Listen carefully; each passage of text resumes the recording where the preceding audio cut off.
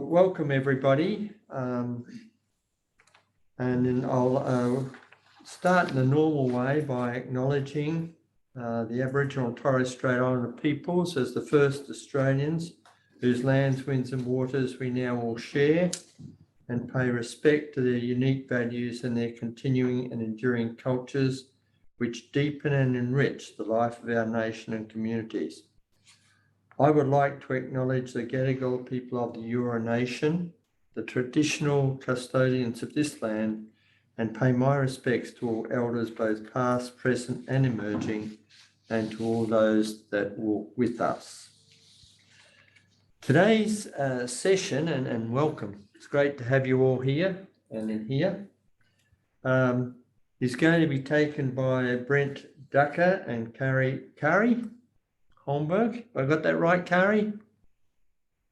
Wherever you are. Cowie? Carrie, can you hear? You can't hear. She's frozen. Wow, it's that kind of day. Yes, I'm here. I can hear. It's a little bit broken up for me. Thank you. Okay, sorry. Is it Cowie or Carrie? Carrie. All right, let's forget. Okay, anyway, Brent, it's good to have you.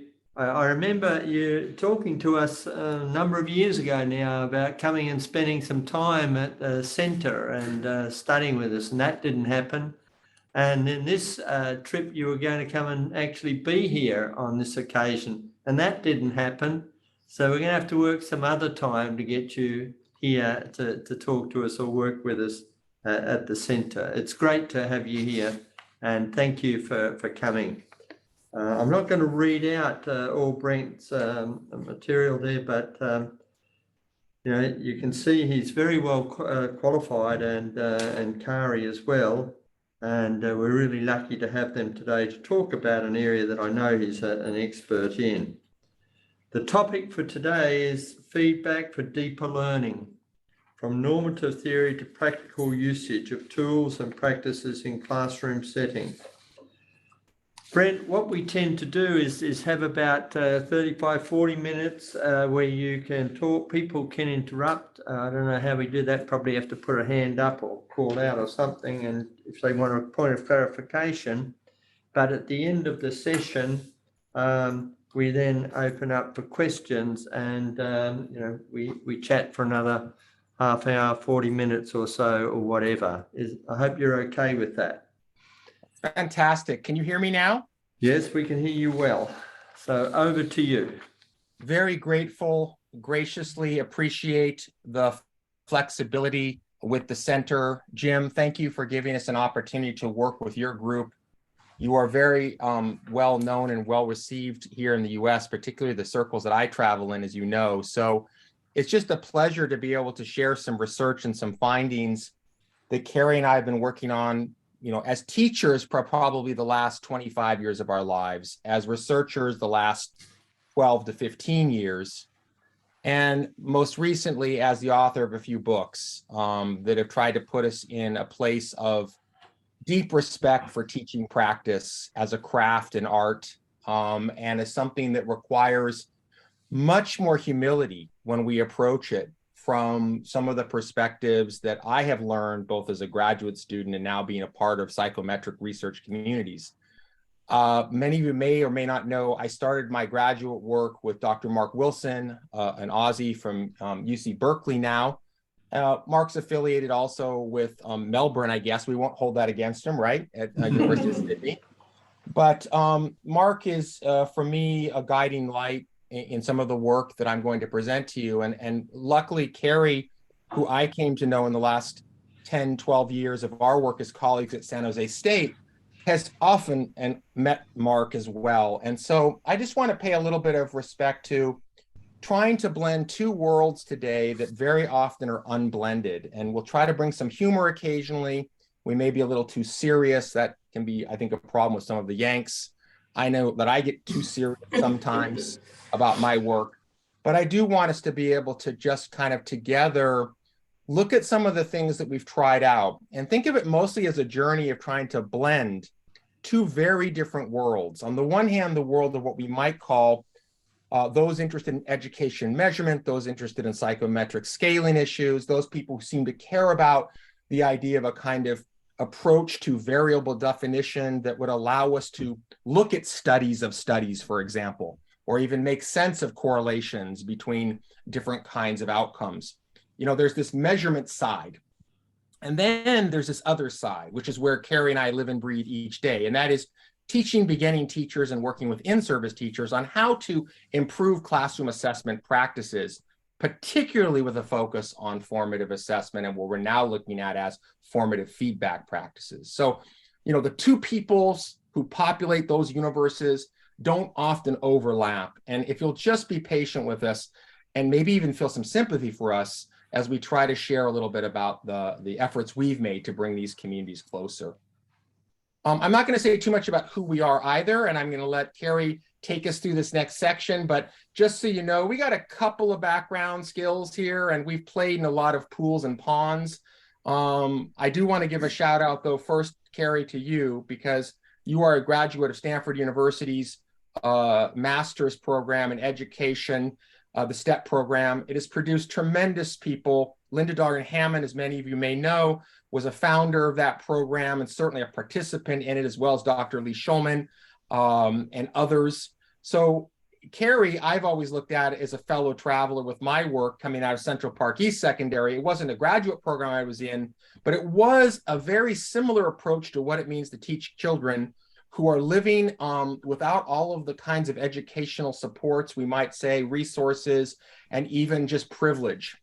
And to have those kids have experiences that are not only compelling, but lead them to better outcomes in the education and workforce and the studies that we know to support that. So Carrie has deep experience with reform schools, we're going to call them, and ambitious teaching and high leverage teaching practices and whatever other names we can come up with these days. And so do I. And so I just want to say, part of what you're going to see as well is our reaching for the sky in terms of what we might call ambitious teaching, high leverage teaching practices, and certainly deeper learning. Carrie? Yeah, thank you. Thank you, Brent, for that shout out. And it's a great to be with you. And I'm coming to you now right from the heart of Silicon Valley. And when it says on this slide that we're faculty at one of the most diverse public universities in California, I am fresh out. I dismissed class a bit early to join this talk today. It's 7 p.m. on Monday night for us here. But I want to say, yeah, the diverse students, California is a diverse state, and we are working preparing teachers for the state of California. I mean, I just want to remind us all, the state of California, if its economy, I think right now, currently it's ranked as like 4th in the world as if it were a country.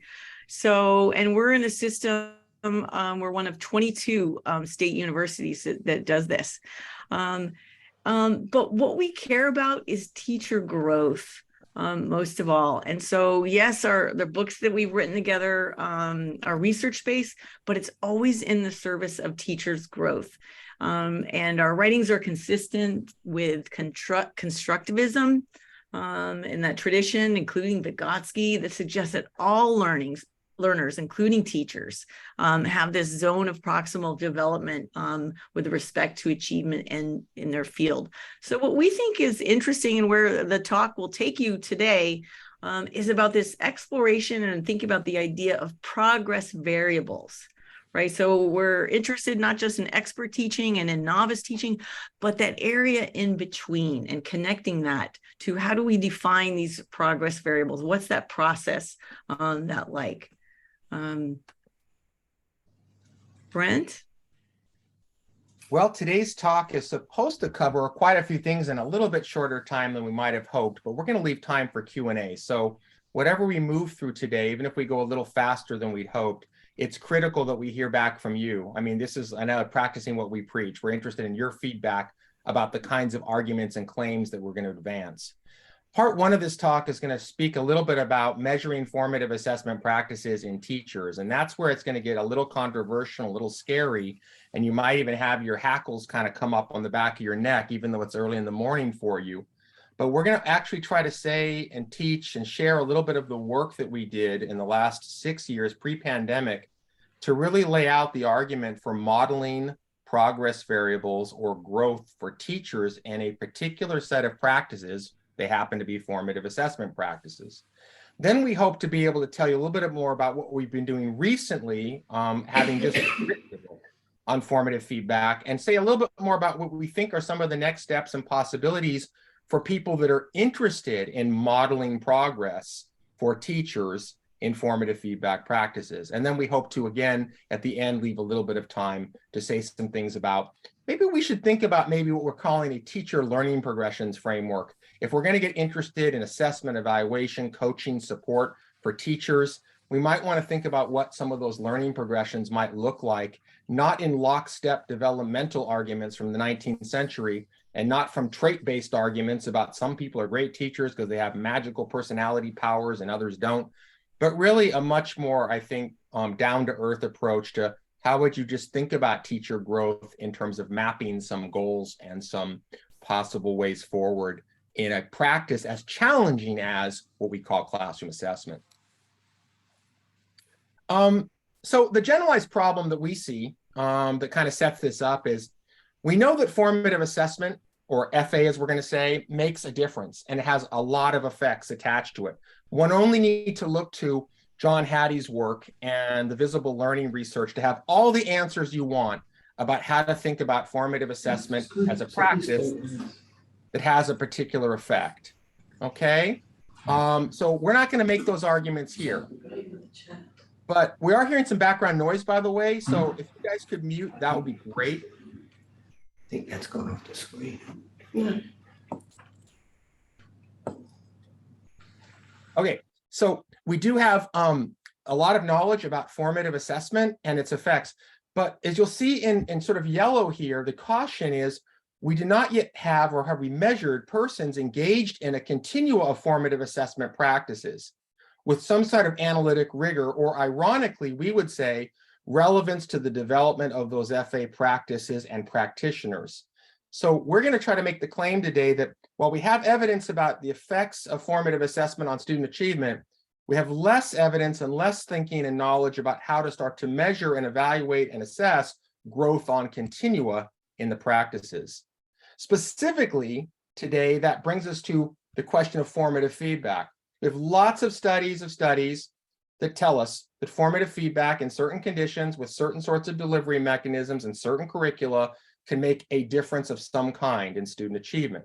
What we don't have still is a lot of understanding of how to measure, evaluate, assess, or just support persons engaged in a continua of feedback practices, what some would call variables, with, again, this analytic rigor and or relevance to the development of those practices. So again, I'm not saying that we don't have a lot of important knowledge about how to coach teachers. We do. But what I am saying is if you want to add the word measure, evaluate, assess, support, coach with some sort of trajectory, that's what we don't yet have as much of. And that's, again, where we come in just to share some of the work that we've been doing.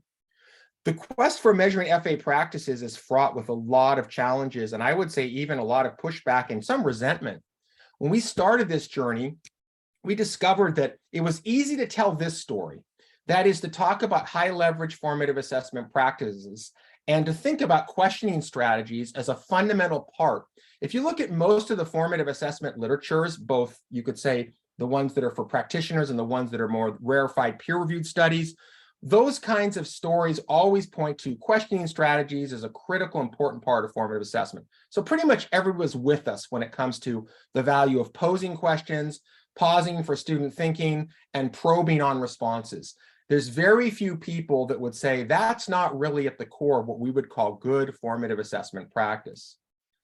If you take it a little further, though, and you say, well, let's try to define, for example, posing or questioning moves among a group of expert and novice teachers. Let's differentiate a little bit about what Carrie just did with a group of pre-service beginners tonight from those who are like Deborah Ball from the University of Michigan, whose teaching videos are legendary, and they are essentially the active expert teachers doing work that's formative in the classroom by questioning students. So we have a good sense that there's a gap. But again, how do you fill in the gap and how do you define it? So first of all, you'd even have to figure out what you meant by posing continua. Things like mix of higher and lower order questions in a classroom lesson, things like checking for understanding during a lesson and whether those were consistent or effective or useful. You might even want to think about adaptive or hinge or other kinds of ways of typologizing questions. So to even get more specific about, again, not only the list, but what are novices likely to be able to do in the first years of teaching with posing moves? And what do we think intermediate and teachers who've been in the practice for 3 to 10 years can do? And then again, when we imagine our veteran teachers, our teachers who are experts, the Deborah Balls of the world, we're going to say to ourselves, okay, that's probably really sophisticated practice, but we can map it to some degree. So people sort of like began to go, map, I don't know, that sounds a little strange, but I agree with you. These practices do vary. If I say the same about pausing moves, consistent use of wait time, multiple think time routines, matching levels and kinds of questions to required cognitive processing supports, most people would agree that if we look at the wait time literature, going back to Rowe's work in the 70s, and we look forward to Tobin's work, and we even forget that today we don't talk much about wait time, we know that it matters in terms of effective question strategies, because if you don't give wait time, you don't typically get an answer. And if you don't get an answer, you don't have a lot to work with. Which brings us to, again, the idea of pausing, probing, and all of those other good things. Each one of them can be broken down and we can start to define it. We did that, and we specifically laid out every one of these arguments in an article that was published somewhat in a challenging way with the Journal of Education Measurement, because there we actually played with, well, if we say that you can identify a continua, and if you can begin to identify levels of a practice, and if you can even start to define those levels, what is that going to mean for the work of measuring persons engaged in this behavior? So we laid out a lot of different possibilities of how to approach a study.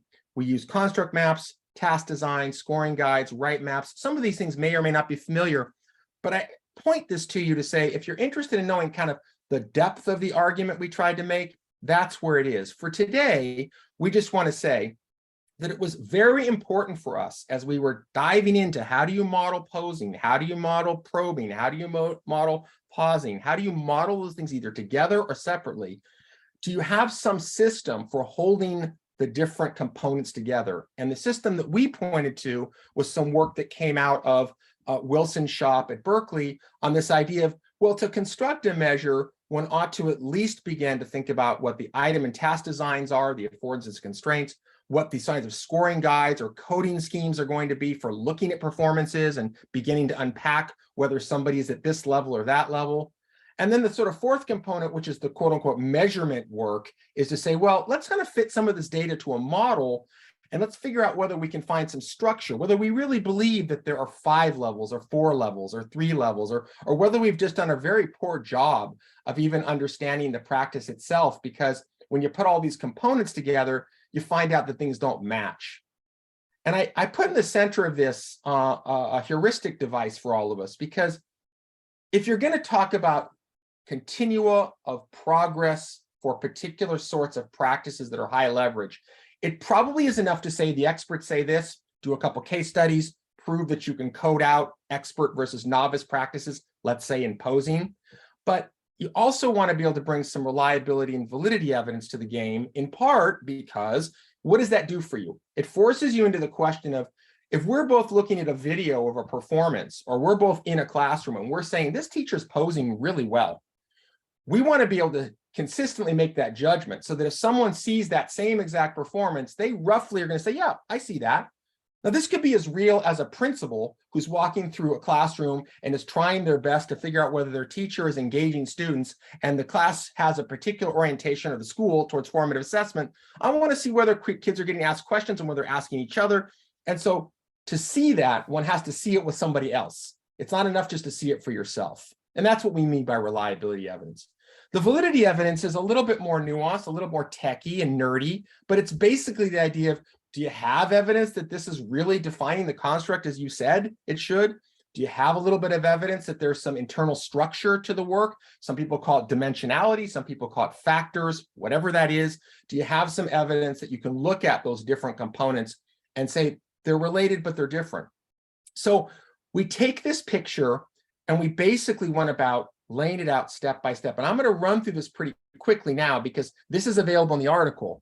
But the main idea here is we took seriously the idea that if you're going to model, i.e. try to measure something called teachers engaged in probing, then you should be able to figure out not only what that means in terms of the definition, but maybe even lay out the idea that there are pre-posing moves, there are emergent moves, there are intentional moves, there are purposeful moves, there are adaptive moves. In other words, there are levels of expertise that are being enacted, and they can be enacted in multiple ways and places, but at least you've got some idea of what's more and what's less. And that the responses to the things you're watching or the prompts that you're seeing or the episodes you're viewing give you some sort of way of saying that person I think really is intentional in their probing practices. And here's some evidence I have to support that claim. So again, this idea of the item task design, if we're going to say, well, we want to observe teachers who are excellent or teachers who are struggling or teachers who are working or growing or changing, what are we going to observe? That's a huge question that I think is under-theorized by a lot of the formative feedback and formative assessment studies.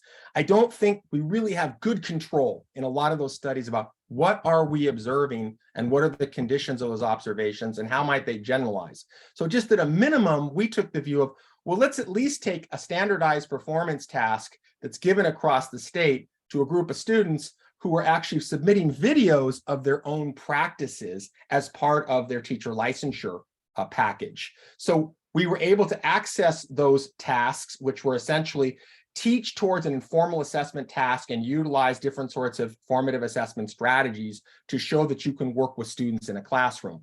That was the task. And we could look at the videos that they submitted and begin to figure out what's going on there in terms of a scoring procedure that would actually get us closer to what do we know about this candidate's ability to pose questions at this particular juncture in the growth and development of their career. So we developed the construct maps, the scoring guides, and those scoring guides gave us some insights. We changed them, we iterated them, we put them back together, we focused on different things over time. That was also part of the research project. But the idea was we came up in general with some idea about how to describe this. And the reason this matters, and we found this out from some of our friends over at ETS, believe it or not, when they saw some of this work, their question was, have you given this to student teachers or beginning teachers or any teachers and let them self-assess? And that was a big aha for us. One of the major reasons, in addition to doing good measurement work and having well-defined alignment, is making sure that we also cared a lot about what the teachers could do for self-assessment as a part of the signal. You're supposed to be growing, we expect it. Carrie, do you want to say something? Oh, yeah, that self-assessment I mean, you and I, we care so much about this attempt to measure because we care about coaching teachers, particularly beginning teachers and people in their mid-career. So yeah, that was a watershed moment when we got that feedback from them. And so I think you're seeing now, if we're seeing the same slides, a scoring, one of the scoring guides, the posing scoring guide, and the kind of the PPPs there, it just shows the different levels there's there. And the probing happened to be the most complex. Yeah, I don't want to go too deep in that. Yeah, the probing was the most complex, and that's a whole nother story in a presentation, because one would have thought that elaboration techniques and strategies were a very easy thing to model, because people talk about it in constructivist teaching circles all the time. And yet it turns out to model it and figure that out really did take some work. And we don't think we're there yet. We just think we're starting the conversation. Another piece of the conversation before I make the pivot is this. You know, we also thought about, okay, so why would we bother with the measurement, geeky people, to help us be better teacher educators or to work more clearly with those who are preparing and coaching and supporting teachers in California? And the reason we thought we would is because people like Wilson have given us some hope that rather than just scoring people or evaluating them or marking them up or down for some purpose other than their growth of the teacher, we could kind of wrestle that back and we could say, look, posing, pausing, probing are high leverage questioning practices embedded in every formative assessment literature we've ever read. And let's unpack those for beginners, but let's honor that they're not all the same thing at the same time. And a beginner often needs things broken down before they can put them back together. One of the things I love about the solo taxonomy, for those of you familiar with it, is that I've always felt it has a very intuitive feeling around parts and wholes, breaking things down, putting them together. And we kind of see that as a solo-ish spirit of our work. We're not exactly modeling solo, but we're saying this idea that you should break down the practice, but you should also within the practice be able to sort of talk about components and parts.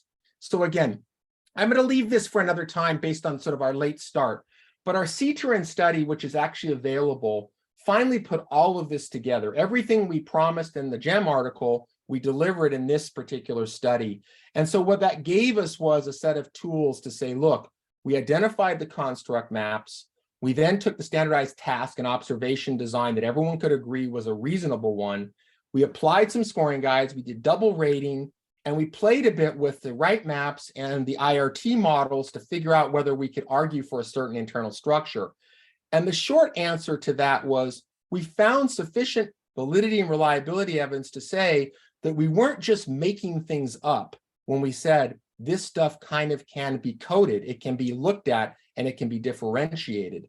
And so all of those standards, all of these tables, they're just telling us that you can begin to intersect the question of rigorous measurement with the question of a deep commitment to teachers who are learning to make a move from pre-posing to emergent, who are learning to go from, I really don't ask any questions of my students in a 45-minute period, and the ones I ask are classroom management oriented, to a student who says, well, I did that for the first week, but now I'm starting to begin to ask some questions that kind of get people back on task. And so a lot of my questions are about helping people get on task. And that's a good thing.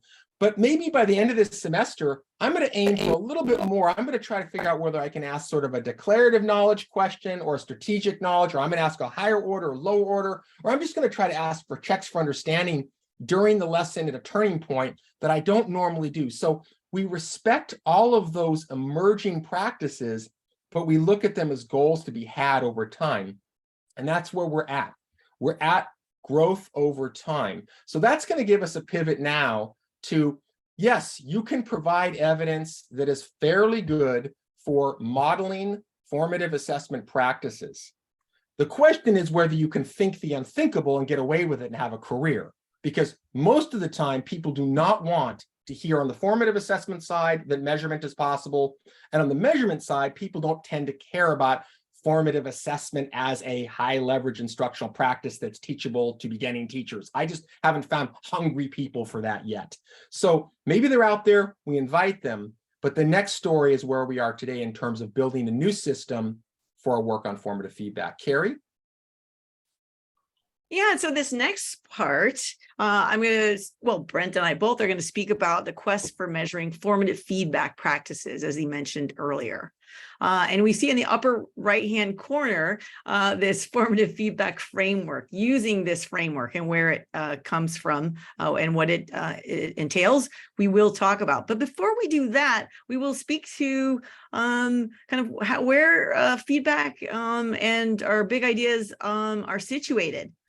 Starting with Vygotsky, right? This key concept of zone of proximal development.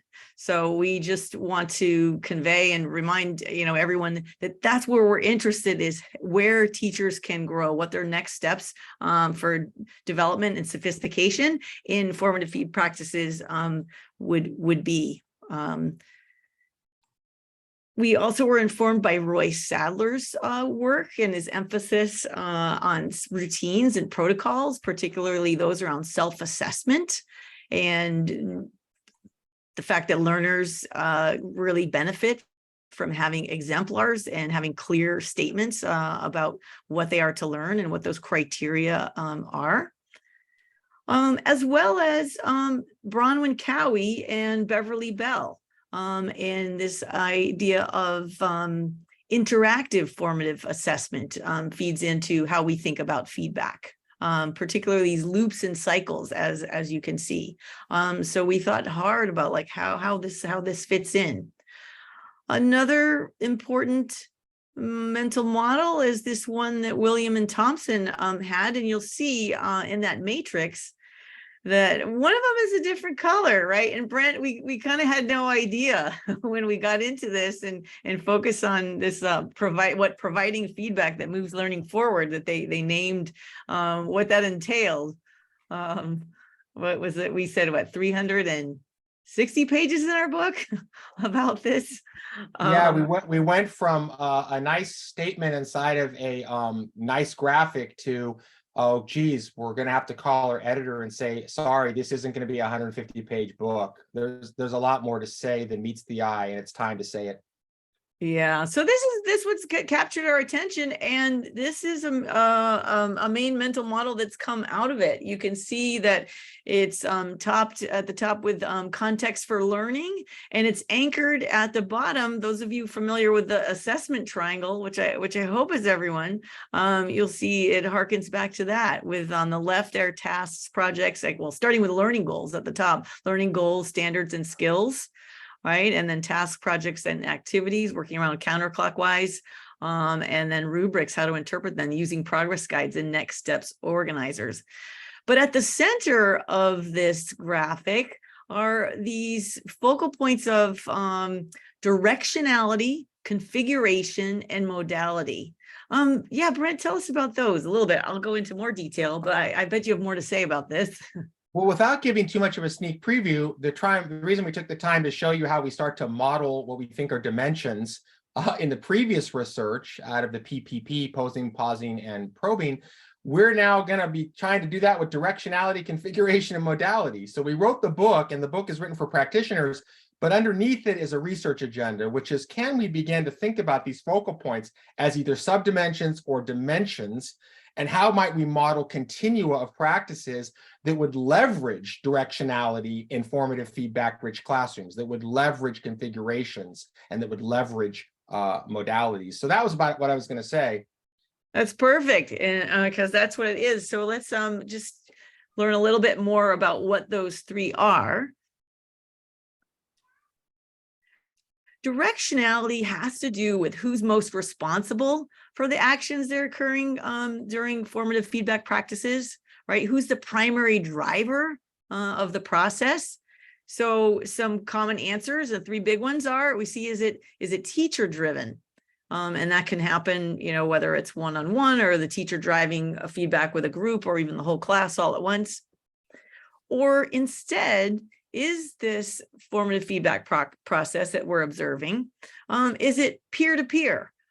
So are both participants who are classmates equally responsible? They're driving it and they're, you know, equally responsible for what happens, what occurs in that formative feedback.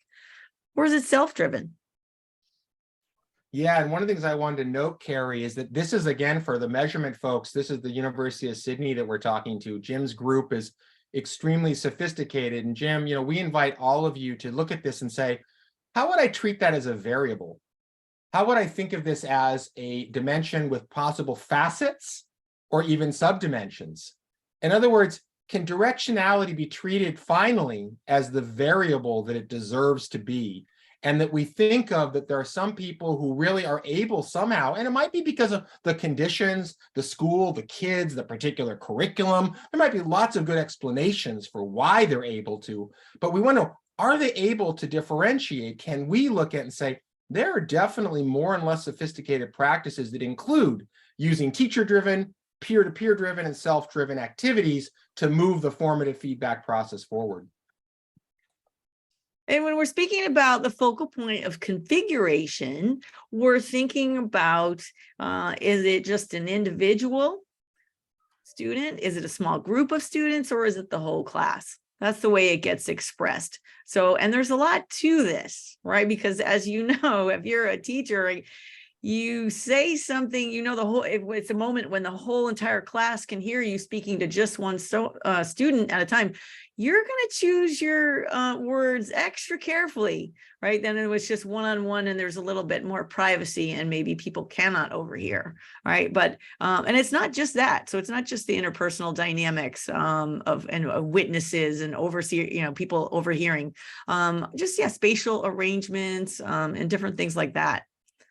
I go ahead. Want to say about that, Carrie. I'm just going to riff on each of these because I think, again, the mental model picture we want you to take away from this is, so is there such a thing as a configuration variable? And if you look at the formative feedback research, and if you unpack all of the great studies and all the meta-analytic research, do you find places where people have either controlled for this, studied it, seen whether it's a contribution or something that actually makes a difference? And again, we're just going to argue out front as teachers and as researchers. We've never known expert, really good folks who do this work to not have a good sense of all of this and have ways of putting together lessons, unit plans, experiences over the life of a project, whether it's a science lab, whether it is a PE make a game project, whether it's an artistic project in a classroom where you're designing a portrait. I mean, you name it, anything going on in the school that's a project. Typically, the teachers who are good at engaging students in the formative feedback process are going to know how to manipulate these facets or these aspects in order to more competently get students to give feedback to one another. Well, and Brent, I would venture to say that AI could tell the difference between a teacher talking to a small group of 4 students, offering feedback, and versus an individual. I bet they could pick up on things like we can tell. I don't want to go into that yet. You dropped that. We'll save it for the end. Moving forward. Modality. I know. That's why we're a team. Modality. Yeah. And this is it's about writing versus speaking versus nonverbal. And one of the big kind of finds of the book, actually doing the work for the book, was just how important nonverbal was, even though there's not that much written about it, just the role that it plays in formative feedback practices. And again, this is the question, is there a variable called modality? I know that Hattie's work in a couple of studies has pointed a little bit to the idea that there might be directionalities. Oh, and channel, they said channel for something similar. And we unpack this in really a focus on what does it mean to talk about variations in practice that allow for written, spoken, and nonverbal interactions. That's really what we're after. So the real challenge for us is the particular constructs we're starting to identify, or variables or dimensions or whatever we're going to call them until we've done the work to name them, has something to do with teaching expertise. And that's, again, the argument here is teaching expertise grows over time. You can start to model that growth, and you can start to bring in teachers into the process of understanding how they can improve their practice, as well as how we can support them. I would say that the last thing that people are sort of clearly need to sort of see in this storytelling is there is no one piece. There really is many pieces. There are many pieces. So we think of experts know and are able to use these different dimensions of formative feedback practice to support the closing of gaps, what we're going to call next steps, to support student success on concrete tasks, projects, and activities to improve performance. Expertise means having the ability to plan, enact, and deliver, as well as reflect upon some combination of these things. And we've got proof cases, we've got research and small studies, we've even got some extant studies where we can look at a video, we can look at a practice, and we can say, yep, that is going on, but you've got to look at it over the life of more than one view, a test event, or a test item, or a particular short cycle turn. You have to be able to see these things typically in more performance project-based and long-term assignment type assessments inside of classrooms. And so as Brent was just talking about these more long-term, projects, this image on the right of the different colors in that cycle there happen to be 5, waypoints identified on that, reminds us of that. We call it the process model, right? That during a project that a teacher and students will set a purpose together. They will agree on goals. And then this process of developing drafts and planning next moves, right? And we're highly interested in that. Not that we're not interested in the others have to be present, I would say anyway, right? But that iteration, if you're looking for feedback practices and something that's not a rich task and it's not in a project, like there's not going to be iterating. You're not going to see the quality feedback that we're looking for, right? And then in the life cycle of a shared project, there's a space and time for evaluating it together. I know you have more to add, Brent, about this one, even the same image. Well, we were talking about this today, and the whole idea of key conditions and assumptions in our own approach and the arguments and the weakness in our arguments. I mean, one of the weaknesses in our argument is that we actually imagine that there are classrooms you can observe where teachers are designing, implementing, and reflecting on rich tasks. And we gave some examples. I mean, in science, we see it all the time. We have plenty of examples, science lab being the most obvious, but there are many different, creating a robot, designing a poster for a history class. There are many different performance tasks and activities that teachers do in varieties of locations in our school systems. And so you kind of, in some sense, we're limiting ourselves. We're saying, yeah, no, if you want to talk about deep formative feedback, you probably want to make sure you've anchored yourself in that world. The same thing would be true for key conditions and assumptions, like around observing classrooms where teachers actually can iterate. I mean, to iterate, which is what everyone says in the literature. I mean, it's just like almost a cliche, or they use the word cycles, but nobody's really anchoring, well, what would a cycle look like? For example, would it be that a student initiates a particular draft on a poster, let's say for the beginning of an assignment on the causes of World War II, and the teacher gives about 2 weeks for the students to work on this poster, to do their research, to collaborate, to then build the poster, to then get some feedback on the poster, and then to present it to the class. I mean, that kind of an example, you're going to really want to know what's going on in 3 and 4, as Carrie said, because that's where the iterations of feedback in terms of verbal and nonverbal, or verbal and spoken, that's where you're going to see the peer feedback, and you're going to see the self-assessment if you enact that as part of your practice with your kids. You're also going to see the directionality, who's going to lead the pattern of the kinds of feedback we're going to seek before we turn this in for 5 when we evaluate this project with a grade. So those iterations and sacred and cycles and loops are sacred to the idea of, if we can't observe it, then we actually can't talk about it in the kind of depth we want to talk about. Carrie, there's more to say, right, about other assumptions and conditions that we put on this work. Yeah, a lot more. And yeah, I want to be careful here because I'm so teacher positive, but the percentage of classrooms that you could just kind of walk into or have access to where this is occurring, it's I would wish for it to be higher than it is. So let's keep driving on this idea of the tools and the organizers. So having and so working with teachers and helping them get better. We were both classroom teachers for a long time ourselves. Is tools are helpful. They make things visible and explicit. They help people get organized, but organizers help, they help the teachers whose practice is growing and changing get better. And they can be adapted. They can be adapted to fit the grain size that's needed. And particularly when it comes to language, getting the language right sized and creating them and working with such tools, here's one you see on the right. They remind teachers how much academic language is something to support and develop. And like you, we're in a region of the country, we're in public schools. Students come with a variety of number of native languages and are still learning English, is particularly in the secondary levels, which we focus on. These tools, and one of them, so this kind of lavender image, we call it a progress guide. And so this progress guide is to help students. You see, it's got kind of a T chart shape there, and on the left hand side, it's the student saying, identifying a level. What can I do right now? Am I ready or am I not yet ready? Am I working on taking a position? Am I providing a bunch of evidence already, or am I so sophisticated that I'm weighing the different kinds of evidence that I'm presenting in my argument? On the right-hand side is a chance for students to practice articulating what is their next step or next steps plural likely to be. What could I do to improve? How can I iterate? Taking ownership of that.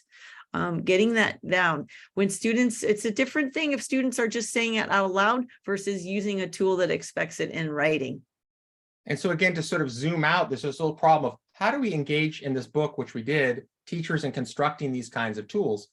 But to construct these tools, one has to have a mental model or some kind of schema or some kind of developed practice in a collaborative environment where you could acquire ideas of how to build and use these tools over time.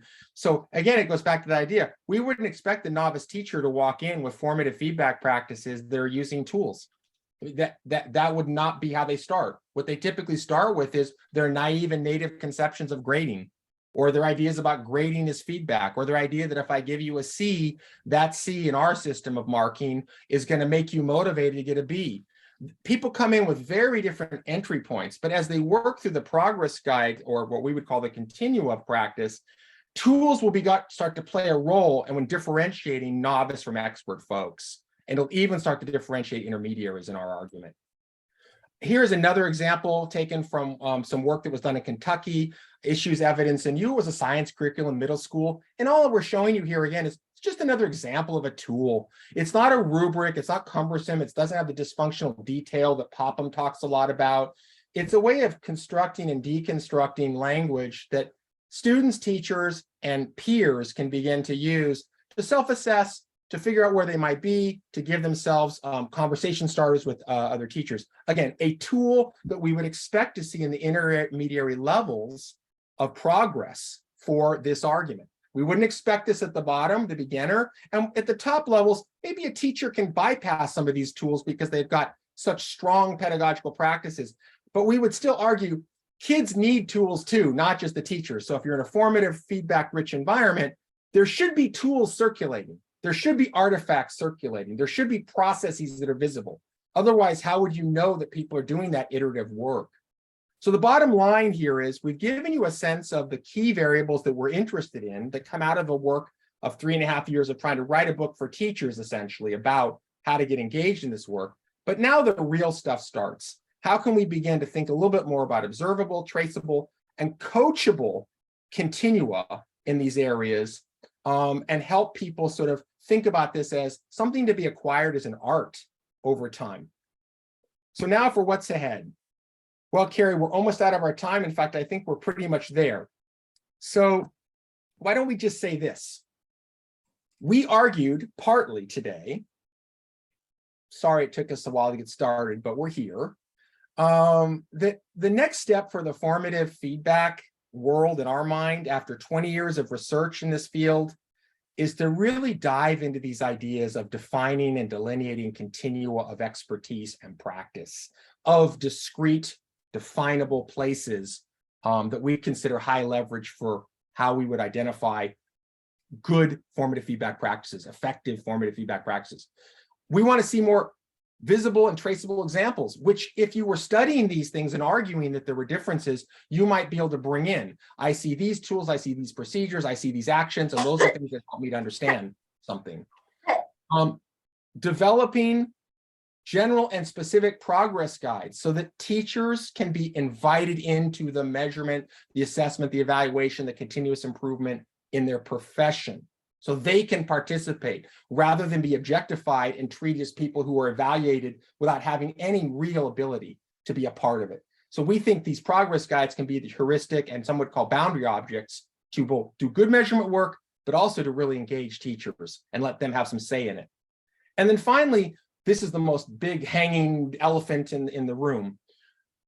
Clearly, there are subject matter differences and there are curricular nuances and there are even units or big ideas inside particular fields. Let's say in science, learning progressions research is focused on things like why do things sink and float, and taken very strong claims about if we're going to understand formative assessment or formative feedback, we got to make sure that it's connected to student learning progressions.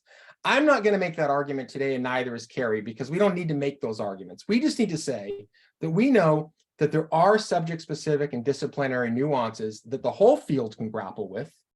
But the key thing is, where's the generalizable what we would call, again, high leverage dimensions that we can start to, as groups and teams, begin to really play with and unpack. And so we hope, without being pushy, which we can be, I can be. Sorry, Carrie, you're not pushy, are you? Well, depends on the context. Without being too pushy, we're going to come back and say, breathe with us for a little bit, take a break, and imagine what we've just said. Could you put measurement folks together with teacher evaluation, teacher educators, and could you get both working on the same page together to try to articulate what we think matters for something so important for our children, which is clearly formative feedback. And now, Carrie, your AI thing, AI piece, right? It's my yeah. Well, You can see it here. yeah. Yeah, I mean, are there some AI-driven techniques that can be used to illuminate these ideas that we've talked about? We're curious about it. We are. And We're trying if to you are too, we'd love to talk with you about it. That's true. So everything else is under construction. We're going to go ahead and let you know that this is the Men at Work. We love Men at Work. I was just listening to a little bit of Pandora, one of our radio stations here. Australian band. We're big fans of Men at Work. And we are women and men and people at work trying to figure out whether we can move in a new direction with the formative feedback stuff. We'll do some progress mapping. We'll do some item and task design work. We're going to work on those progress guides to help everything become more traceable and visible. And mostly we're looking to play eventually with whether anyone wants to say, yeah, we can place with some of those measurement tools to figure out whether they can help tighten our claims around whether we think there really are different levels of growth.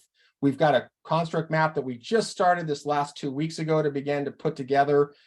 Maybe this talk helped to motivate us a bit, but we've got to get more motivated with more money and time and research. You know, we just wrote the book. Now it's time to spend a couple of years doing this work. But, you know, starting with these ideas of, can these tools help us to do more? If they can, that would be great. If they can't, please take a look at our book, because at least for those interested in formative feedback, we got a lot of good things to say about some glossary items, some video modules, some ideas that actually show what we talked about for teachers and coaches and administrators to get a sense of what the new and deep practices are. Thank you very much. We appreciate it. And we look forward to your questions if there's time. Thank you, Brent and Kari. I can't see here. Let me have a look. Got to stop sharing. Brent's got to stop sharing. Yeah, can you stop? I'll stop sharing. There you go. Right there. Yeah, there you are. Great. Well, thanks very much for that. I thought it was really interesting. I know a lot of people here in our centre are working on the things you've been talking about. We are trying to bring measurement and teaching and learning together. One of the interesting questions I ask sometimes when I'm working is to ask teachers whether they think they're very good at formative assessment, and they all say they're expert at it. And so now I tell them to turn to the person next to them and say, what makes you expert at formative assessment? And they haven't got a clue. And I think what you're doing, what we're doing, is trying to actually say this is what formative assessment means, and then trying to describe that growth so you get that now teachers know what it is, we can start working on it, etc. Do you know what I mean? So a lot of the work here is all built with that notion of a developmental continuum, a progress map, and we're working in the same dimension. Probably we've got a bit of broader construct of formative assessment, but your idea of probing, questioning, etc. as a component, what does it mean to improve? What evidence do I have to collect, say this is good and this is not so good, fits in very well with, I think, what we're trying to do here. And finally, the AI bit is really interesting, because we're also, we're looking at a laureate bit here, which is trying to recenter the notion of assessment in the teacher rather than in the test. And therefore we have to be able to work out ways to get teachers to build images from the information they collect, which is very much focused on those sorts of things, and take that information to track their progress or the development, etc. So I think it was really opportune to have you talk to us today, Brent and Kari, and I'd like to thank you very much for that. It's been really great. And now I'm going to pass over to people who would like to ask questions. Anybody want to ask questions or make a statement? Oh. It looks like Dean's got his hand up. Dean Oh, Dean first, then and Sam Ray, after. and me. Dean. Thanks, Brett and Kerry. It's probably opportune because Jim and I were having a very similar conversation this time last week about almost essentially what your research has tried to unpack. So thank you for the presentation. It was really interesting. And I suppose I want to make a comment and then I have a question on the back of it is, so I've just done a bit of research that's looked at the real learning effects behind formative assessment. And I found that the claims tend to be inflated, mainly because of publication bias and study design, a whole bunch of things, right?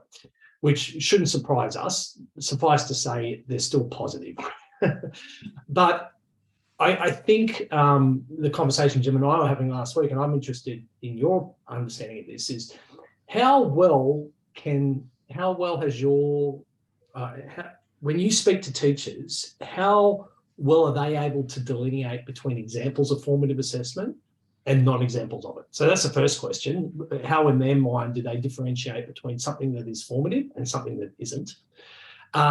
And the second part of that question is probably a bit like you. I'm a real advocate of the solo taxonomy. I think it's kind of like looking through the matrix. I find that when I view my own teaching and when I teach teachers how to use it, it changes their perception of what student learning and growth looks like. And it tends to be a bit more nuanced than what people who have grown up with blooms tend to be able to do, right? So and they can transfer across domains. So my question is how effective has that been in your research in being able to have the conversation around growth? And then how well does it fit into your measurement models? So two parts of the question there. So how well do they delineate formative assessment? What is and what isn't? And secondly, how effective are they using the solo taxonomy as a schema of growth in their practice? Well, I'm going to jump right in Yeah. and say that the best way that students can delineate, in my experience, formative assessment versus non-formative assessment is when it's happening to them, they are very clear that is what has occurred and has just happened. So when I engage my students in feedback loops that are core to the course, the assessment course, they see it and they name it and they express admiration like, oh, you just did with me what you're teaching us to do, right? And that's when they see it most clearly. And otherwise the confusion of when it is rampant. So one way to summarize that would be, and Dean, I think this goes back to what the value of a large scale study is versus the value of a case or small scale study. Kerry and I have every semester the experience of answers to your question, but whether they summarize those for teachers in high school, middle school, or elementary school is, I think, a different question. So one thing we have to distinguish is pre-service versus in-service, right? Which population are we talking to? And I think what Kerry's described is when you are training and coaching a group of novice beginning teachers, you practice what you preach, they'll have a lot of aha moments to distinguish. Whether those meet your criteria, I don't know, but you'll have those. I think it's tougher in in-service settings because there, I think the tendency is to want to diagnose the misconception. Do you understand it? Do you not? Do you misidentify the difference? But is that the same as engaging the teacher in doing the practice with a group of students and then identifying the ways in which moves they make may or may not bring you closer to what you're calling, let's say, an ideal formative assessment lexicon? So I think populations have to be distinguished. I think the aim of the study has to be distinguished. And all I can say anecdotally is, on the last point you made about solo, we're seeing the same transformation you're describing with solo with our progress guides, which are linked to it. And I invite you very much to read our first chapter in the book, because there's where we exactly push away blooms and we say, it's the solo progress guide, right size, grain size story that allows teachers to rethink differentiation. and therefore to rethink feedback. And remember, Dean, we're not doing a lot on formative assessment right now. I want to talk with you guys about that. We're trying to look at the formative feedback overblown claims or underblown claims, or even the vagueness of what they mean by items and tasks and what they mean by variables. That's what we're trying to go after, is that formative feedback space. And I hope we can continue to talk. Give Sam a chance, but I hope we can continue a conversation.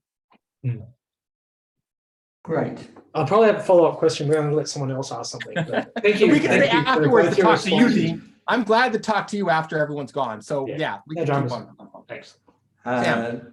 Hi. Sam. Yeah, so I'm Sam Pickering and I work in at NESA, so in a psychometrics branch, and so I have a lot to do with setting standards and maintaining standards. And Year 12 students have 6 performance bands, and they're not very detailed written. So the only way it makes any sense is by getting examples. What it seems to me, I haven't read your work yet, but I will. What it looks like is you have qualitatively different categories there of like from this to this to this. But do you think that somebody, our expert person that you have, the video person that you're saying that is fantastic, so it's described at the top, but does that person also do the things that are described in the middle thing and the lowest level thing as well? Or is that something that you don't want to aspire to, like the lowest level one? Is that also something you should do, or is that something you should move off from as soon as you can? Is my first thing. Yeah, it sounds like, Sam, that you have a very specific problem in mind, where people sort of repeat either previous, like it's the ontology philology problem. It's like, do we go through the same stages to know what we know about science? And do we have to be as like the people who didn't know before we knew? Or do we recognize that there are just differences in what we know? And there might be stages in our life, there might be moments in the curriculum, there might be classes that we get, cohorts, that bring us up or down that so-called scale. I mean, I guess that's how I would address it. If you have something specific in mind, let us know what that puzzle is. I just see it more of like, it couldn't be like a linear step that you go through. It can at best be a set of benchmarks around when practice becomes maybe what Dean might appreciate, more integrated. So someone at the top is more integrated in their options. Someone at the bottom tends to have less options. Does that make any sense? Yeah. And I'm hoping, because I'm currently grappling with, writing better descriptions, different levels. And at the moment, it's just like the adjective is the thing that makes the top level better than the next thing, is like extensive use of rather than just use of. So in this case, it's the putting it all together as the top level, it seems. Yeah. Anyway, but my last thing, which I won't take very long, is just the modality. When you were talking about written words, spoken words, and nonverbal communication, it was very English focused, I thought. Like written words sounds to me like it's a one-way thing. I'm going to write something, whereas the spoken thing is more like a dialogue, like a think back and forth thing, which may not be speaking. Like it might be a music performance or something. I'm just trying to, and the nonverbal is something else. So it just seems particularly English focused. So Sam, so glad you said that. The examples in the book are anything but English focused. We found the literature to be scattered primarily in physical education, haptic learning, and anything that had to do with motor physical in the nonverbal. But when we thought about the nonverbal more deeply, Sam, we realized that nonverbal always accompanies written, it always accompanies verbal. So it's very hard to act as if when we deliver our feedback, let's say face-to-face, one-on-one verbal, that there isn't nonverbal communication going on. So that's one way to think about it. Undoes the English teacher problem. It's not the English teacher problem. So if I'm a PE teacher, I got the same problem. Now, in the PE teacher, I may not have a tablet that I'm writing my feedback onto my students. I may be verbalizing my feedback as they run the track. But I've still got nonverbal in that. And at some point, I may write something up to quote unquote grade, score, or evaluate them. And I might treat that writing as something. But it could be decentered. And we invite you to help us to think about a fourth facet. Right now, those are the facets that we realized were under theorized. People talk about verbal and they assume it. people say writing is only for English teachers. We want to break that cycle because we don't believe that, and here's an example. If you're actually working in Google Docs or distributed cloud environments and you're doing project-based learning in science, English, foreign language arts, if you're doing that, there are ways to do written dialogic feedback in the form of comments, resolved comments, unresolved comments. Just tagging the actual document is an act of writing. And we've got examples of kids doing that now, and we've got adults who can guide and lead that. Does that make sense too, that there are actually more spaces for that to get out of the English-centered stuff, I think, than ever before? Carrie, I mean, you did the research You on, know, you got it. You got it. I'm nodding and smiling on that one. you taught me about the whole nonverbal thing. So I was like, okay, let's add it. Anyone else? Yeah, Lee. here. So thank you, Brent and Carrie, for your very fabulous presentation today. So from your talk just now, we are so glad to see that actually before your talk, not just for K-12 teachers, but for university lecturers as well, formative assessment is a very abstract term, but I'm so glad to see that you have done a really substantial work to make that abstract thing to be very concrete. Thank you so much. And I've got two small questions for you. First one is, in your class observation in K-12 in California, how much percentage of technology is involved in those formative assessment according to your field observation? And how do the teachers in California public school use technology to advance or maybe sometimes hinder their formative assessment practice? Thank you so much. Gary, I want to swipe at that because Wilson's always swiping at that, but I want to yield to my good friend. So are you saying anything lately with tech? I mean, we always are balancing in Silicon Valley, heart of Silicon Valley. Every company has a solution. Every company's got formative assessment. Oh my God, you can have 100 formative assessments done in 1 hour. Yeah, you know, if I would do one thing, it would be to mimic the musical tune to this game called Kahoot. Is it a game that any of you have heard? Some of you know K-12, right? Students love it. I don't know how teachers feel about it, but they think they're, doing formative assessment when they create one and and it makes the, the music goes and the kids play and there's a competition. And some of the items there's room for improvement. I mean, there always are with items, right? That's all I have to say, Brent. No, I think you hit it. It's Kahoot. It's the thumbs up, thumbs down, which is the low tech. And then the high tech is Kahoot and whatever other bells and whistles you can generate from a company to come into a school. Our question is this, and we said it earlier. What's the nature of the task? Is it some kind of a performance task or assignment that requires more than 1 or 2 days to do? When you're doing that task over a period of time, is technology assisting you in exchanging feedback from all the different dimensions we've identified?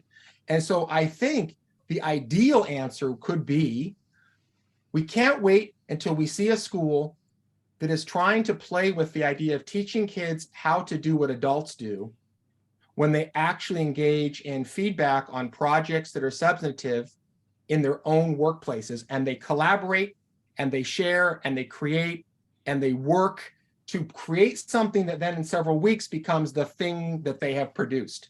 It's almost like if technology is doing that, then we are completely behind technology as a driver. We're not behind when people use really simplistic notions of what an item is, and then they say, and this can be feedback, and we can give it to you with a variety of different bells and whistles. So this is where we said we're being biased. We're being biased. We're saying classrooms that have these rich tasks are the places where technology could make a difference if they understood how to support the cycles, the loops, and the feedback exchanges. Great. Anybody else? I mean, just picking up that last one, automated essay scoring's been around a long while, but basically it is a way that schools have been using technology and formative assessment. Students get given a whole raft of essays they can pick from. They pick them out when they think they're there. You actually do the student does the work, the computer gives them feedback, they go off and work on it, immediate feedback, and the teacher just watches the track.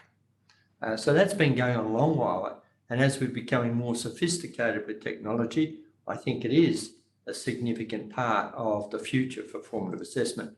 And it won't be just clicks or looking at multiple choice questions, etc. I think it can be a lot more sophisticated than that. That's a good question. Thank you. Hey, Jim, can we do a shameless plug? Carrie dropped into the chat the link to our book. So before the Zoom meeting closes, if anyone wants the link to click on to take a look, we would appreciate it.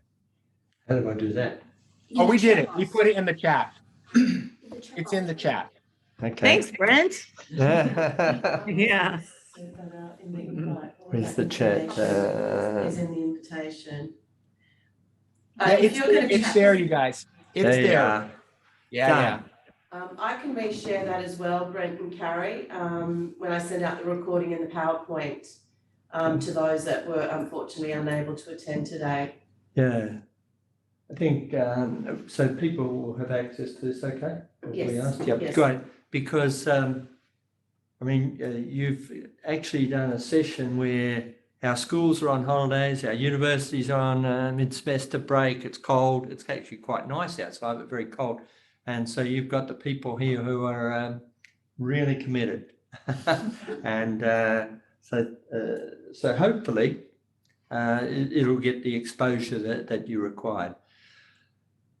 Brent and Carrie, thank you very much for today's chat and discussion. As you can see, the questions I think were good and showed a deal of engagement with your work. Very happy to have another session sometime with my students who are working and let you see what they're doing in terms of formative assessment. We've got a number here.